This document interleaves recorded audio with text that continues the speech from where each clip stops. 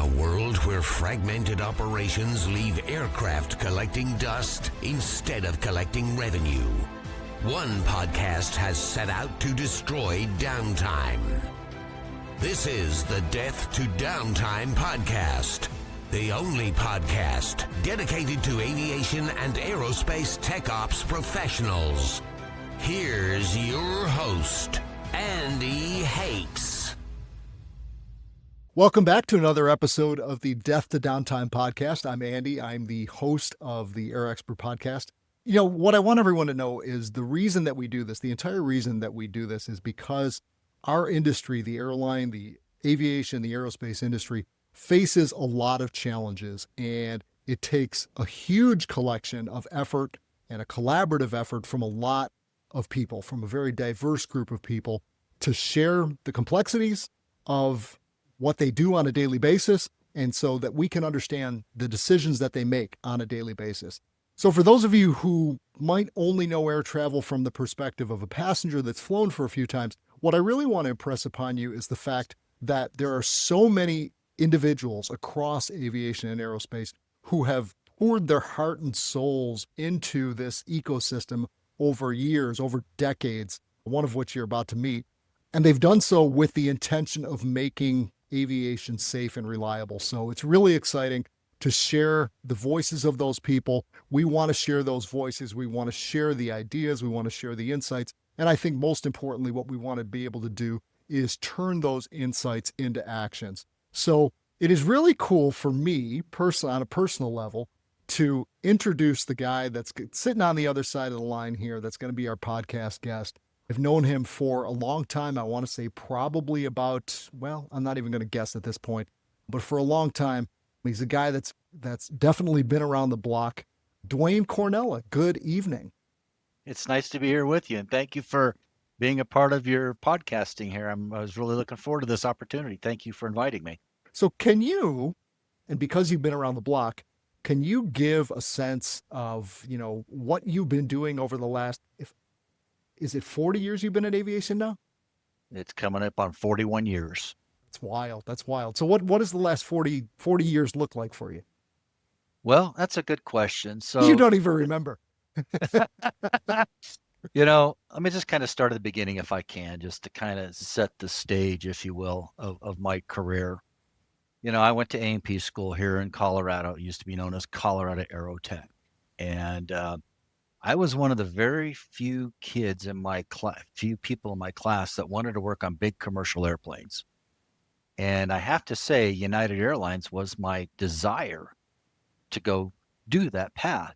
When I flew them as a kid a couple times, and then when I got to A&P school, all those other guys, they wanted to go work on the corporate jets, the Lears and all that, and still do the small stuff.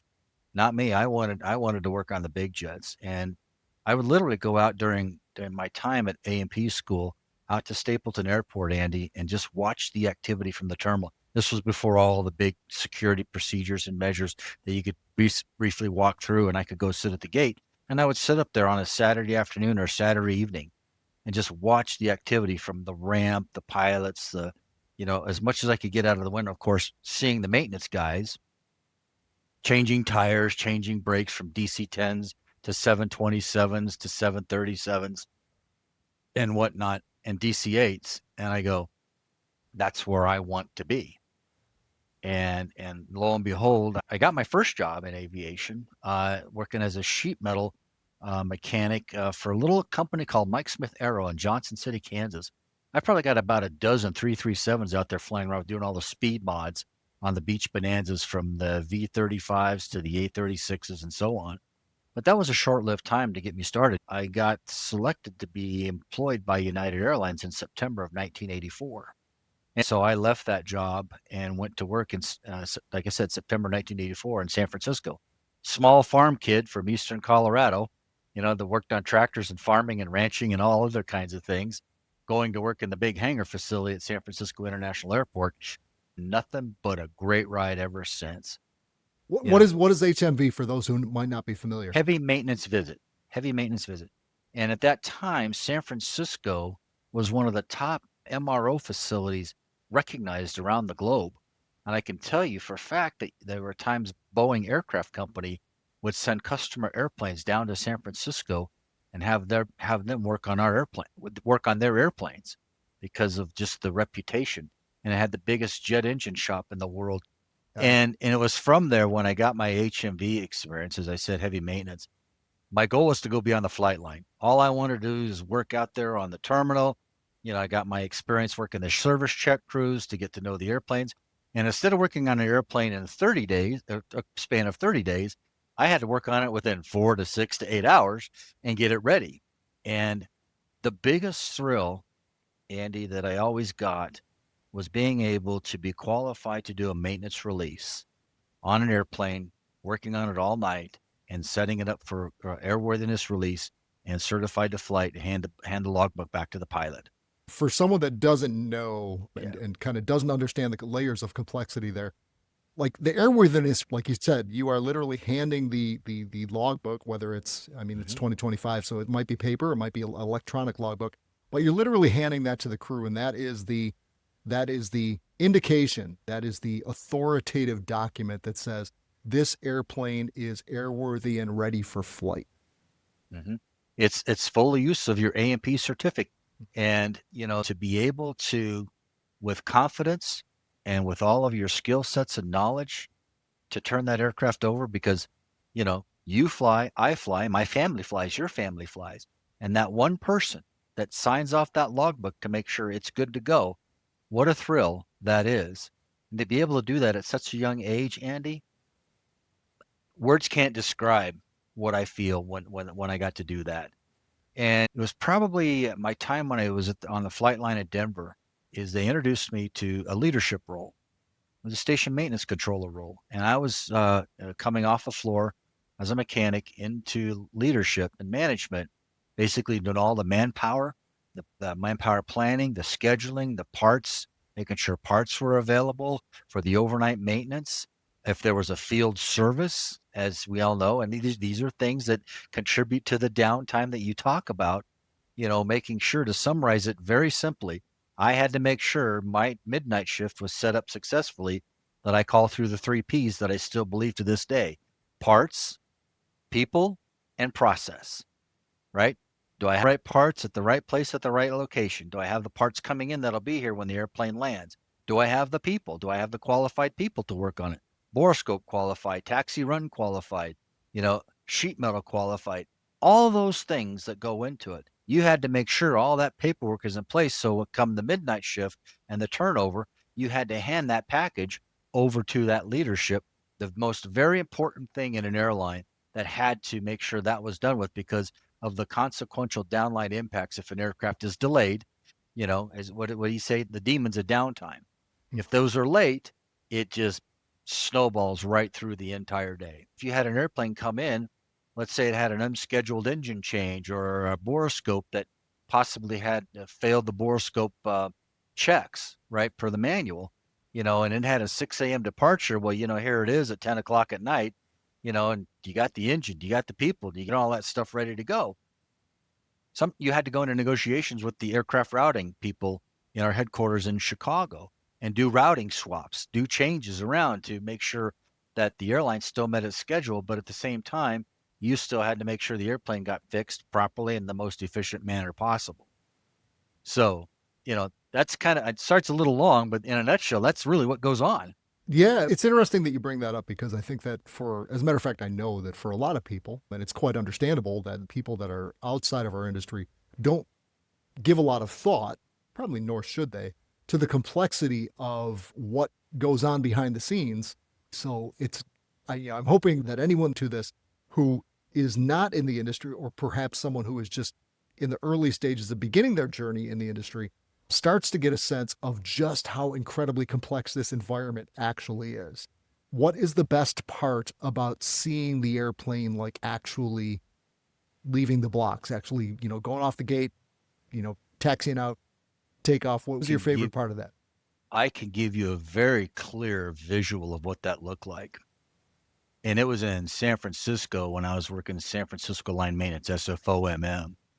And we had these gates, I think it was gates 76 and 77, which was a little finger gate which was right next to the taxiway, and just over the taxiway was the runway. I can't remember if it was 28 left or 28 right. It's been so long ago. And when I got the chance to release an airplane under my, oversight, it was a 727 one day, and got all the work done, handed the logbook over, did the maintenance release, and it was all paper back then. But so to be able to push that airplane back, sign the logbook off, and send him on its way. We always did this salute, pointed him in the direction, taxi the pilot, and off he went, and he taxied around. And it was a beautiful morning in San Francisco. The sun was rising over the Bay Area, over the East Bay. Beautiful morning, quiet, peaceful, of course, with the exception of jet engines and stuff like that. But it was probably about 5 to 10 minutes later. The 727 is taking off, going from kind of east to west. And I watched that thing just lift off right in front of my eyes. He went V1, right? Vertical takeoff, right there by those gates that I was. And I'll never, ever forget that experience, Andy. But that one key thing right there stands out as one of the top 3, to be able to watch that airplane take off and your signature's on that book. I can totally appreciate that. And I'm sort of like visualizing it as you're talking about it. While I don't know the exact, location, I can't visualize that. The visual in my mind and the memory of watching a 727, that was kind of the first real airplane that I worked on.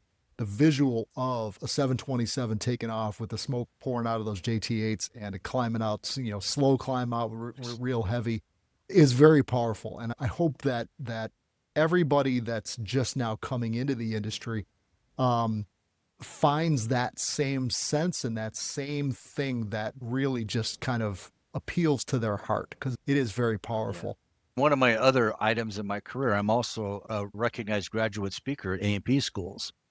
This will be my 3rd graduation ceremony coming up here in a couple of days, where I'm speaking to graduates at my old alma mater. Used to be Colorado Aerotech, now called Spartan. And it's those experiences that explain that I want young A&Ps coming up into this glorious world of aviation to get a sense of feeling of what that means and what that does. And you got to have passion in this industry to really feel it, touch it, and experience it. Sometimes it's not for the right person, but other times it is. And I try to make sure they feel that. That's fantastic. And I'm really glad you brought that up, because it was actually a question that I was going to ask you. I've got my list of questions here and I was going to ask you it towards the end, but since you brought it up, I'm going to ask you, if you give a commencement speech, or you simply talk to people who are in those early stages of either contemplating a career in aviation and aircraft maintenance, or are already in the process, what are a couple of things that you share with them that are just based on your experience, based on all the things you've learned over the years? What are the things that you share to be able to help them prepare and to really just get a sense of what the road ahead looks like for them? Well, what I do is I speak to the reality of it as well. We all know this industry is 24/7, 365, all kinds of weather, all kinds of challenging conditions and things like that. The impact on family life, personal life. I have to be real about that. I can't sugarcoat that. You lived it, I've lived it in all these years. And I share with them, you have to be able to embrace that as you're coming into the field. And you could get a call at 2:00 in the morning to have to go out and do something on an airplane because of your qualification. So you have to always be on the ready to respond and go in and stuff like that. And of course, the weather elements, as you will know, living in Buffalo. Don't know what you're talking about. Yeah, what it's like working out there at 2:00 in the morning, and you got, what do you call those lake effect snows coming across the water, right? And you're out there trying to work outside in freezing temperatures and conditions as well. You got to be able to respond to that and react to that, and you have to embrace those things. This is true. And the next thing that I talk about is you have to make sure your family is committed in this industry. They're committed to you.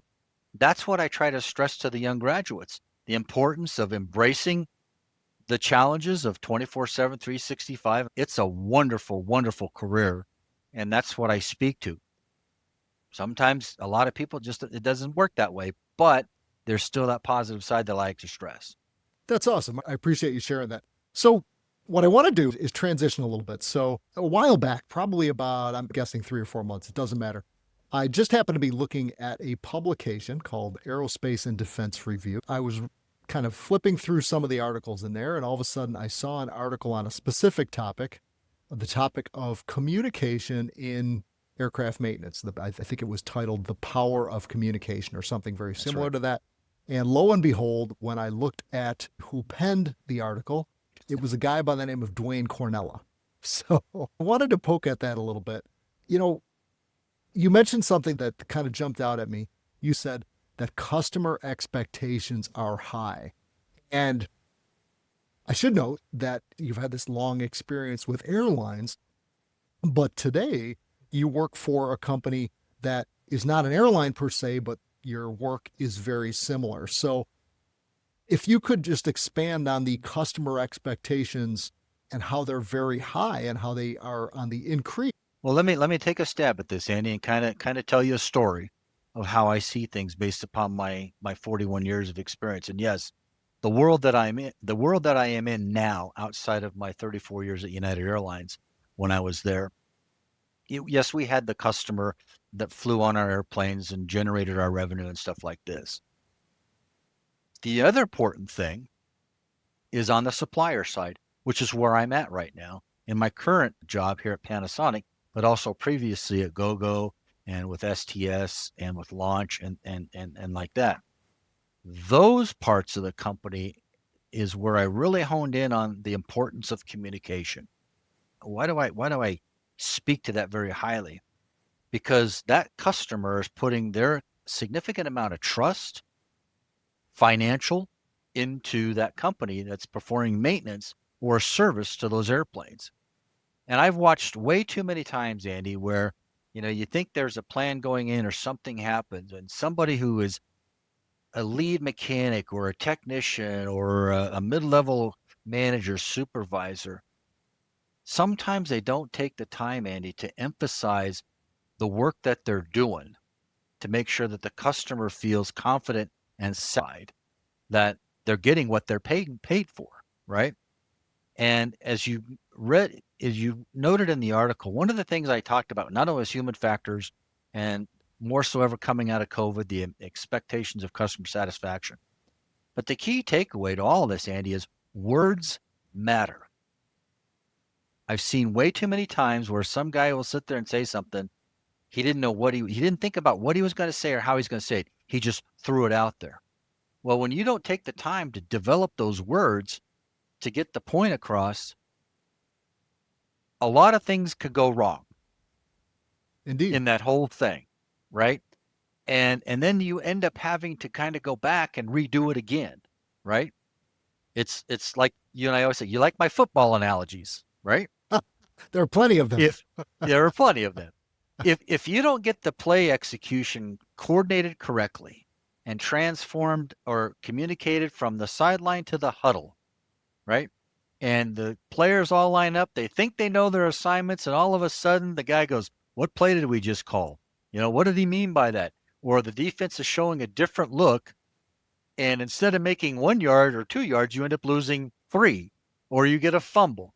It's the same thing in the world of business in aviation. You got to have a clear, concise communication strategy, especially when you're dealing with multi-million-dollar customers. Key working on minimizing the downtime of their aircraft, whether it be field service, whether it be working long-term HMV projects or things like that, or in the world of Wi-Fi and in-flight entertainment, making sure how all those components line up in the software.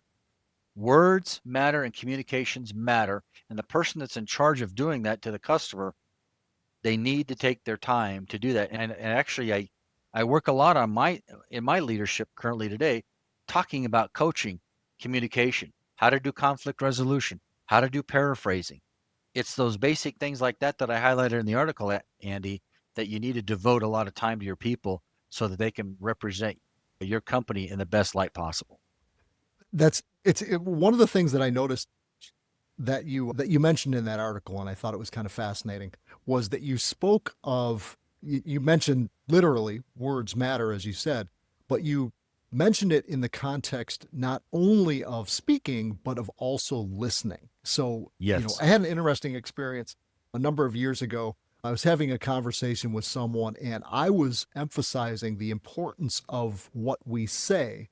And this individual very astutely said, okay, yes, that totally makes sense. But we also have to consider what people hear. That was a little bit of a come to Jesus moment.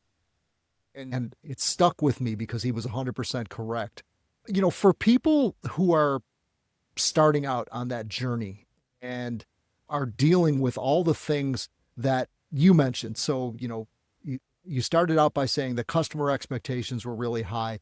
At the same time that we're dealing with staff shortages, we're dealing with, in many cases, limited technical expertise and knowledge, and the lack or underdevelopment of the soft skills that, generally speaking, Exactly. hopefully come with time. I mean, how do you emphasize and how do you actually teach and instill the importance of communication to those people who are in the earlier stages of their journey and get them to understand it's not only important what they say, that's obviously important.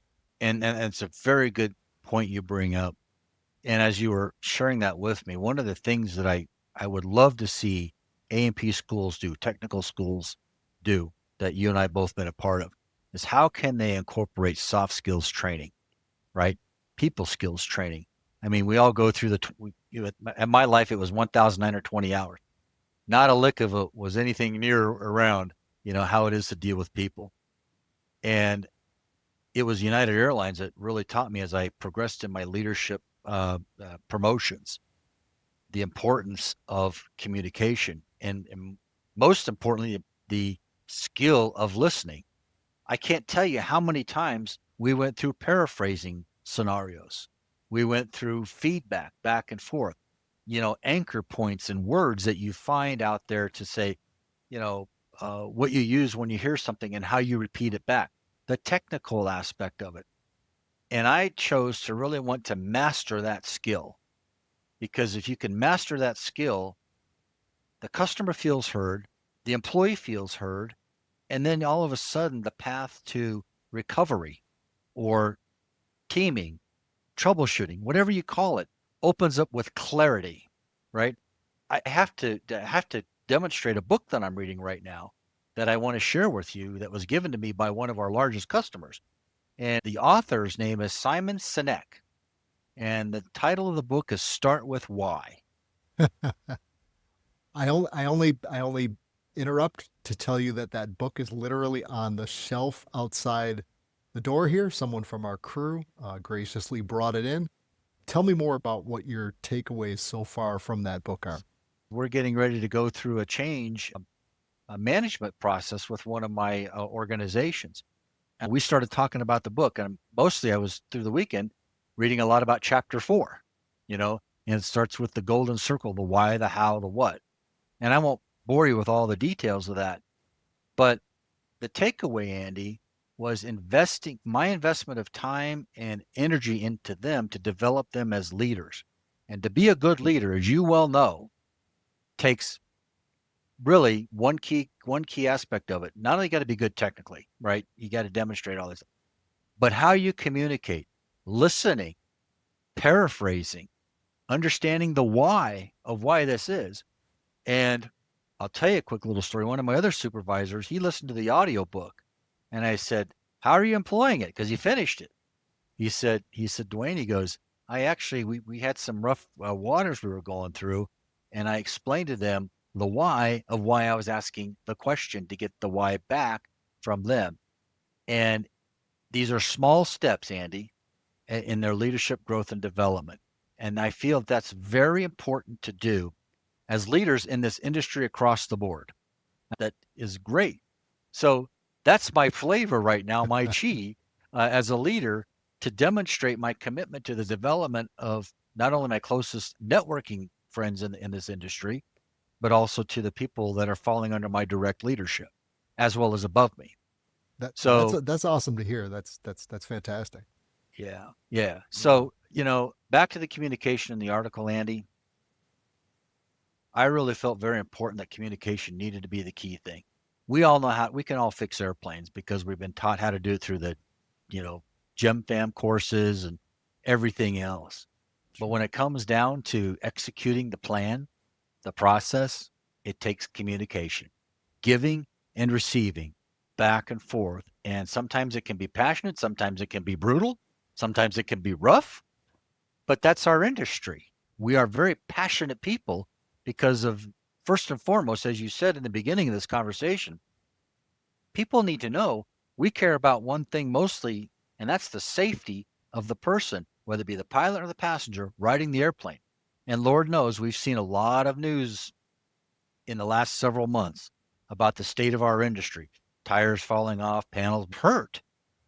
But I will still say, you know, we were always prone to it as well as we were young and upcoming technicians. And people always stress upon us the importance of safety and the ability to follow the maintenance manual. Ask, and there's no such thing as a dumb question. Before you sign something off, did everything come together correctly? Employing the human factors out there that the FAA wants you to embrace, you are doing excellent preventative, accountable maintenance, and the safety of the aircraft is hands down going to happen. You know, it's when somebody takes a shortcut or somebody misses something, you know, and that's through experience or through lack of experience or whatever. And that's all I can say, Andy, is how the importance of communication is. I hope I can't stress that enough. Yeah, it makes total sense. So you mentioned something earlier when you were talking about, you know, you painted a picture of a nighttime scenario and how that nighttime scenario, depending on how it played out, could have a dramatic effect on the early morning departures. That's correct. Of course, like you said, or, you know, United Airlines refers to them as star departures. American Airlines and the airlines that fly for American refer to them as right start. But that first flight out is so incredibly crucial to avoid cascading delays throughout the day, as you well know. When you mentioned that, you mentioned maintenance negotiating with the operations folks. So, and you know, an entirely different team. And right. Obviously it requires a lot of communication because there's so many other teams that play an incredibly essential role throughout this whole process to make sure that that flight leaves on time for that star or that right start departure.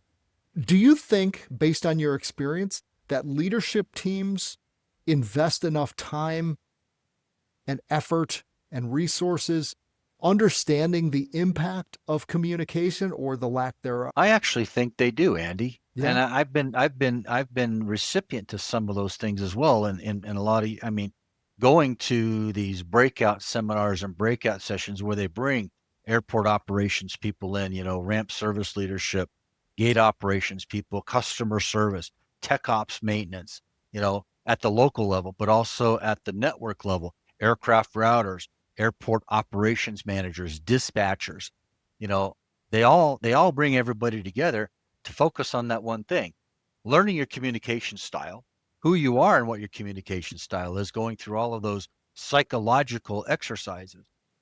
And they're all there. I think those are all the basic foundations that you build upon to improve those relationships. You know, sometimes what it comes down to is some people either want to embrace it or they don't want to embrace it because, well, it's the human side of things. We're all human at the end of the day. But I think the airlines and the organizations have done a very good job of trying to bring those things together. Like it was like yesterday. Look at it. You ran the Indy 500 on Sunday, right? And you have to have all those guys working together, from the guys on the headset to the guys down at the pit. It's the same concept with aircraft maintenance and aircraft operations. It all has to work seamlessly and smoothly. But as I always say, you never know what a day will bring, right? This is true. And you're right. It just requires an incredible level of collaboration to make everything go together, and focusing on the why and understanding the why behind it, I think is just absolutely essential. I think that many times it's a missing component, it's kind of low-hanging fruit for solving a lot of problems, making sure that other people who don't necessarily understand why you're making certain decisions are able to understand and at least get a sense of the why behind everything, or why everything is happening. So that's I think that's And just incredibly and that powerful. was one of the things that I stressed the most, not only about communication, Andy. When I was at a local station maintenance level, or I was at a network level as a maintenance controller, as you well know. And I always worked to stress the why to a router or an operations manager, because all they could see is, how do I maintain the schedule of the airline? How do I maintain the schedule? Well, can you do this? Can you do that? Can you do this? Can you do that? Why can't you do this? Why can't you do that? And the best friend that we have as technicians is the aircraft maintenance manual and the federal aviation regulations. And you do not deviate from those whatsoever. But how you articulate that message and how you communicate that message is very key to have to understand that. The same thing holds true as a maintenance controller. You, as a maintenance controller, are assigned the responsibility of ensuring the airworthiness is complied with the technician doing the work, right?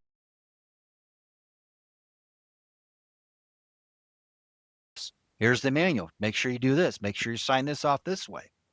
And that is, again, taking that process, expanding upon it to the other operations people to let them understand. It's like, you say, I hear what you're saying. I experience your frustration, but here are the limits. Here's what the manual allows me to do. Here's what it says I can't do.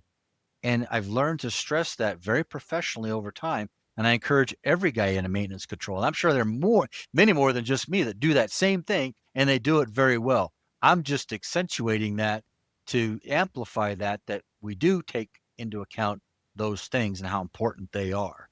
Yeah, certainly makes a lot of sense. So it's interesting. We've covered a lot of ground with respect to communication, and given some relatively some good examples of what happens when, in the absence of communication. Going back quite some time to your days as a maintenance controller, I remember you sharing a story. The details are a little bit fuzzy, but I remember you sharing a story about the lack of communication. And I think that in this particular case and in this context, it was in large part due to a language barrier. But I remember you telling me a story about a 787 and in Lagos. Does that ring a bell at all? That's one of those situations that will be with me for the rest of my life. And myself and another controller worked that airplane in the span of our time on the schedule. We worked a 4 on 4 off, rotating days to midnight shift. And to summarize it, that 787 went into this airport with like 42 maintenance messages en route to flight. And this is one of the things that I always learned about the Boeing 787 when I was taught how to, work on that airplane and get to know it. You can't reset it like an Airbus. You have to work through all the maintenance messages. Aircraft flew into a very remote outstation, right, in Africa. And we literally had to, there was only basically one kind of qualified mechanic on the airport property, and he didn't even work for United. He was an on-call mechanic. So he was actually British. The other airline, had him there to work on their airplanes, and so we had to work through all of that stuff line by line. I mean, I recall faxing maintenance manuals. We even had to do static runs on that, and he had to be up there. And of course, that's a big engine and a big airplane, and you just you got to know what you're doing. And we also Yeah. had other people backing us up in our engineering department for some of the messages and some of our technical support team. So it was a team effort. And, just when we thought we had the maintenance message cleared, something else popped up. Remember what I said? You never know what a day brings, right? And so the communication efforts were paramount, but there were also times just when we thought was something going good, it comes back and it bites us. Something else came up. The airport operations people, the local station people, they're relying on us so they can communicate with the passengers. And suffice it to say, it was a very challenging environment and a challenging time. Yes, because of the differences in language and communication and translation. I can say as a maintenance controller, there are times not only had to repeat the message not once but twice, but 3 or 4 times. Did you do this? And did you do this how? Show me in the manual where you are at so I can make sure that this step gets appropriately signed off, right? And it was very challenging at times, Yeah. and sometimes you had to bring another guy in to go, this is what I heard him say. Did you hear this correctly? Oh It, my it, goodness. it, yeah, Yeah. but I would rather you take the time to do it right the first time, Yeah. right? Right? Yep. You always want the part you replace to fix it right the first time. Does that happen all the time? No, it does not. But it's those challenges every single day that you have to learn to overcome, manage through, you know, take good notes. At the end of the day, go back and articulate how your day went. Yeah, you sure do. And the reason I brought that one up is because a lot of times in conversations we'll talk to people and we'll talk about the importance of communication, and we'll talk about what happens in the absence of communication or what happens when there is a miscommunication. But sometimes, and when we're talking with people who don't understand the complexities of what you Mhm. just outlined and haven't lived a day in the life of, so to speak, they think, okay, well, everyone can communicate better. Mhm. Communication's a problem everywhere. There's not necessarily an operational or a financial cost to the lack of communication, but what we always try to do is get people from the front lines and people who have seen those things and dealt with those challenges on a daily basis to say, whoa, no, that's actually not true. There's a Mhm. significant operational and a significant cost to the inability to communicate. So I always like to kind of poke at those very specific instances to highlight the challenge for people who, like I say, don't necessarily do this on a daily basis. You have to take, as a leader or a very experienced, recognized technician in the field, a lead, supervisor, operations manager, station manager, managing director, to those internal customers that I like to refer to them as on the operation side, or in this case, also if you're in an MRO operation, back to a customer. You literally have to embrace, in my opinion, the importance of how you communicate and what you communicate. And if you have to, and forgive the word, dummy it down to do that, then that's what's required. But here's the other thing as I'm thinking about this, Andy, is when you present something like that to that person that kind of is like on the fringes of, yeah, I think I get it. So that way, like you said, miscommunication can prevent a significant cost or significant operational impact that could have been fixed beforehand, but didn't get fixed beforehand. And then the result, if it didn't get fixed beforehand, is a continued aircraft being out of service for an extended period of time. Or you could bring in somebody else that may see the problem differently and send you down a whole different path. Again, extending, delaying, financial impact, all of that stuff that could take what you did in 4 hours and double it up to 8 hours, 16, whatever. There's so many scenarios out there. And the importance of making sure you take the time to communicate, but also paraphrase back and forth, making sure you have to take the time, Andy, uh, as a leader, but also as the person doing the work. I'm actually working on this with one of my supervisors who's now been tasked with presenting something out of our operations to a customer on a quarterly basis. And Wow.